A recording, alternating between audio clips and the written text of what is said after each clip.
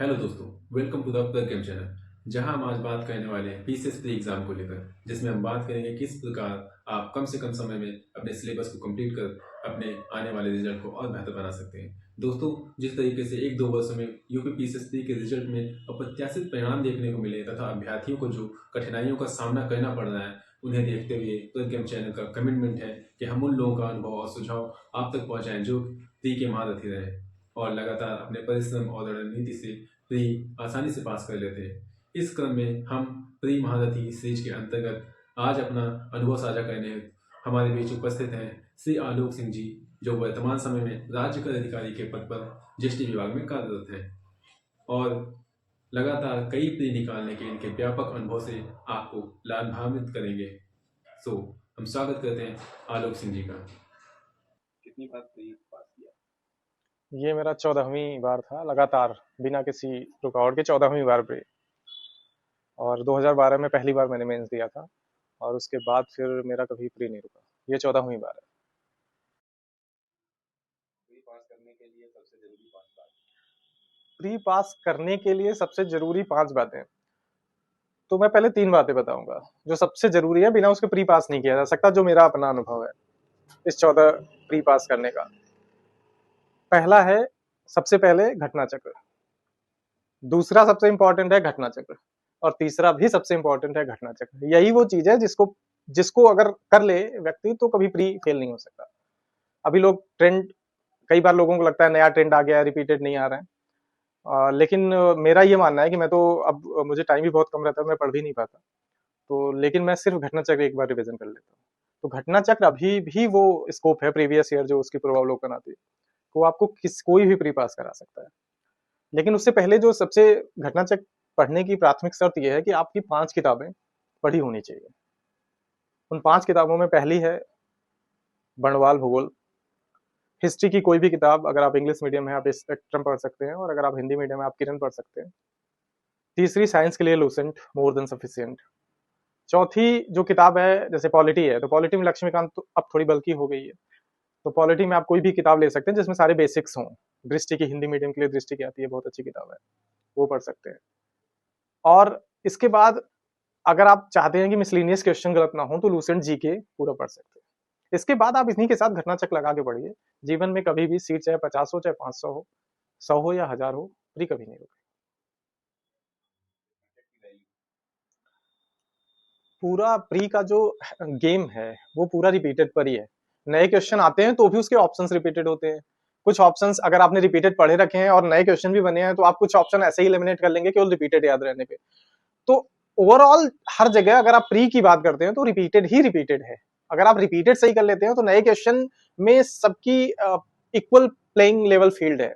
लेकिन जिसने रिपीटेड कर रखे हैं तो वो कहीं ना कहीं आपसे एज ले जाता है। तो रिपीटेड की वैल्यू प्री में तो मैं कहूंगा कि मतलब अगर आप रिपीटेड नहीं पढ़ रहे हैं तो आप प्री होना मुश्किल है। आप चाहे जितनी मेहनत कर रहे हो, 10 घंटे पढ़ रहे हो, 12 घंटे पढ़ रहे हो, इससे फर्क नहीं पड़ता, आपको रिपीटेड तो पढ़ना ही पड़ेगा। रिपीटेड कहाँ से पढ़ें ये जहां तक प्रश्न है, तो इसका कोई ये कोई एक सोर्स नहीं है। मैंने चूंकि अभी तक सिर्फ घटना चक्र पढ़ी है और घटना चक्र मुझे बहुत अच्छी भी लगी, बहुत ऑथेंटिक आंसर रहते हैं, और वैसा कंपाइलेशन शायद ही मुझे मार्केट में दिखता हो। तो जरूरी नहीं है कि आप भी घटना चक्र पढ़ें, आपको कहीं से भी जहां से रिपीटेड के ऑथेंटिक आंसर मिल जाते हैं। बस मूल मुद्दा ये है कि आपको रिपीटेड पढ़ने पड़ेंगे। रिपीटेड पढ़ने से क्या होगा कि आपको क्वेश्चन की अंडरस्टैंडिंग होगी। आप जब किताबें पढ़ेंगे तो आपको ये समझ आएगा मुझे कौन से फैक्ट पढ़ने हैं कौन से नहीं पढ़ने हैं। तो जहां से भी आपको रिपीटेड मिले, अच्छा कंपाइलेशन मिले, सारे ईयर्स के क्वेश्चन हो, सारे जितने एग्जाम होते हैं उसको हो, तो वो पढ़ लीजिए। अदरवाइज घटना चक्र मोर देन सफिशिएंट। क्वेश्चन का बदलता स्वरूप, सच बोले तो मुझे इस बात पे कोई वो इत्तेफाक मैं नहीं रखता। क्वेश्चन तो वही हैं, जीएस के ही आते हैं। बहुत टफ पेपर बनता है तो कट ऑफ नीचे जाती है, बहुत आसान पेपर बनता है तो कट ऑफ ऊपर जाती है। तो क्वेश्चन बहुत टफ आएंगे तो कट ऑफ नीचे जाएगी। तो क्वेश्चन का अगर स्वरूप कितना भी बदल जाए, रिपीटेड की वैल्यू हमेशा रही है और रहेगी। और आपको बेसिक अंडरस्टैंडिंग ये रखनी है कि आपको वो क्वेश्चन करने हैं जो सबको आते हैं, जो सब कर सकते हैं, उनसे थोड़ा ज्यादा करना है। कई लोग लड़कों बच्चों की समस्या ये होती है, लड़कों की समस्या ये होती है कि वो क्वेश्चन करना चाहते हैं जो कोई नहीं कर पाता है, तो आपको ये देखना है। तो जहाँ तक करंट अफेयर का सवाल है, बहुत ही अच्छा वेटेज होता है इसका, और करंट अफेयर आपको एज लेने में बहुत मदद करता है। लेकिन करंट अफेयर आप कहाँ से पढ़ें? अब तो बहुत ऑनलाइन सोर्सेज हैं, घटना चक्की मैगजीन आती है, क्रॉनिकल आती है, वो भी अच्छी है, ऑनलाइन भी आते हैं। बस एक चीज़ों से बचा जाना चाहिए, जो डेली एक एक घंटे करंट यूट्यूब और इस सब पे जो लोग पढ़ते हैं, तो इतना करंट का वेटेज नहीं है। आप एग्जाम से पहले 10-15 दिन कोई एक कंपाइलेशन उठा लीजिए, कोई एक बुक उठा लीजिए, और उसको 3-4-5 बार जितनी बार पढ़ सकते हैं अच्छे से पढ़ लीजिए। रोज डेली 365 दिन करंट पे मेरे ख्याल से वर्क करना बहुत बुद्धिमानी का काम नहीं है, जहां तक पीसीएस फ्री की बात है। और बाकी 10-15 दिन पहले बहुत सारी मैगजीन आ जाती हैं मार्केट में, कोई भी एक उठा लीजिए जो ऑथेंटिक हो, जो लोग पढ़ रहे हैं, और उसको 4 से 5 बार कंप्लीट कर लीजिए, ये सफिशियंट।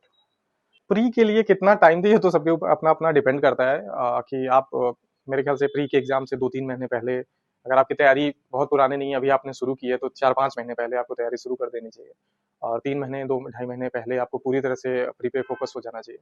अदरवाइज वेटेज तो मेंस का ही होता है, लेकिन प्री अगर नहीं हुआ तो बहुत कुछ ले जाता है, अगर हो गया तो फिर वेटेज फिर मेंस का होता है, प्री का उतना नहीं होता है। तो उस हिसाब से आप अपने टाइम को, कितना आपका अवेलेबिलिटी है टाइम की, क्या आप दे सकते हैं समय, मेरे ख्याल से 1/3 टाइम आप प्री को दे सकते हैं जब आपका एग्जाम नहीं है। और अगर आपका एग्जाम 2-3 महीने हो गया रह गया है और आपकी तैयारी अभी पूरी नहीं है, तो आप पूरी तरह से 2-3 महीने पहले प्री के लिए डिवोटेड हो। जहाँ तक पीसीएस प्री की बात है, डूज एंड डूज में सबसे पहले कि आपको रिपीटेड पे अच्छा वर्क होना चाहिए। आपकी जो बेसिक बुक है वो 5 से ज्यादा, जो 5 मैंने बताई, या उसी तरह की किताबें होनी चाहिए। आप बहुत ज्यादा किताबें लेकर इकट्ठा न करें। तीसरी जो सबसे महत्वपूर्ण बात है कि घटना चक्की पढ़ाई को, पढ़ाई में जो मैंने अपने ऊपर लागू किया, घटना चक्की पढ़ाई को मैंने कभी पढ़ाई में काउंट नहीं किया। मैंने सुबह 40-50 पेज किए, रात को 40-50 पेज किए, वो एक हॉबी की तरह कि मुझे करने ही करने हैं। तो ये एक कर सकते हैं। तीसरा सबसे बड़ी बात है कि अफवाहों पे नहीं जाना चाहिए कि यहाँ से नए क्वेश्चन बनने हैं, वहाँ कोई भी एक किताब पे अगर आपकी अच्छी पकड़ हो जाती है, कोई भी एक किताब अगर आप एक कोई बुक आप कंप्लीट कर लेते हैं, तो आपकी काम भर की उसमें जितनी सफिशिएंट नॉलेज होनी होती है हो जाती है। बहुत ज्यादा बुक पढ़ने से फायदा नहीं है। और चौथी सबसे चीज है टेस्ट सीरीज, जो पीसीएस प्रीलिम्स की सारी कोचिंग कराती है और जगह कराते हैं। मेरे ख्याल से टेस्ट सीरीज इसलिए बिल्कुल नहीं होनी चाहिए कि उसी तरह का पेपर वहां आएगा, क्योंकि वो तो मैथ्स मुझे नहीं लगता कोई करा पाता है। टेस्ट सीरीज को इस तरह से लेना चाहिए कि मेरी स्पीड कैसी है, मुझे गोले भरने में प्रॉब्लम तो नहीं है। अदरवाइज जो बहुत सीरियस लेके टेस्ट सीरीज करते हैं, फिर टेस्ट सीरीज के आंसर खोजना, ये सब मुझे टाइम वेस्ट लगता है। आप रिपीटेड पे तैयारी करिए, लास्ट में 2-4-5 टेस्ट सीरीज लगा दीजिए, उतना सफिशियंट होता है।